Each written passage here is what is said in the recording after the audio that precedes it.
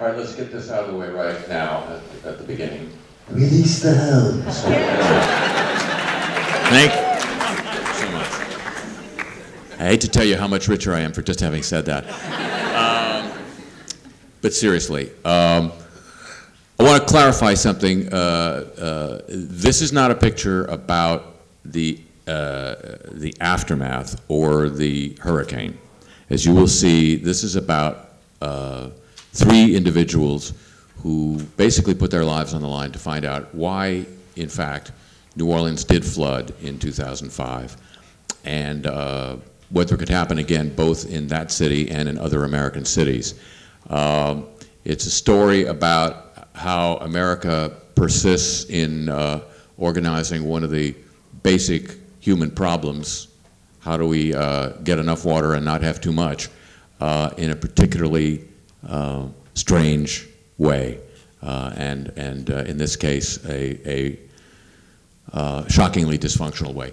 When did you start to realize that basically there was a story here that wasn't the story that the world seemed to be focusing on? Or well, as I said in the introduction to the film, it was literally the moment where President Obama called it a natural disaster. One thinks one is making an impact by doing radio broadcasts and blogging, and it was just a sharp slap in the face that this city had, and its people had lost control of the narrative of their own near destruction. The only key to escaping the effects of this disaster was to be located within a mile of the river. What New Orleanians call the sliver by the river. That was where you were safe because the river was protected by levees that the Corps of Engineers had built a long time ago before it had become so corrupted.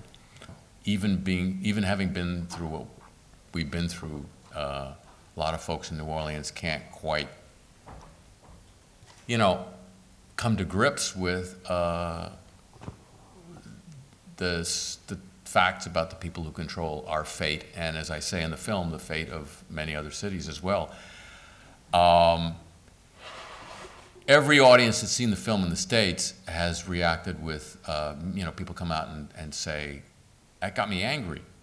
Because one of the things that I really admired about the film is, in a sense, almost how dispassionate it is in some level, in that it is just presenting you with the facts because they can speak with them for themselves and tell you that story without needing to do a Michael Moore, shall we say? Yes, no, don't shy away from that, because that was the very thing that I said to my producer was, this movie is the anti-Michael Moore approach to making a documentary. I was very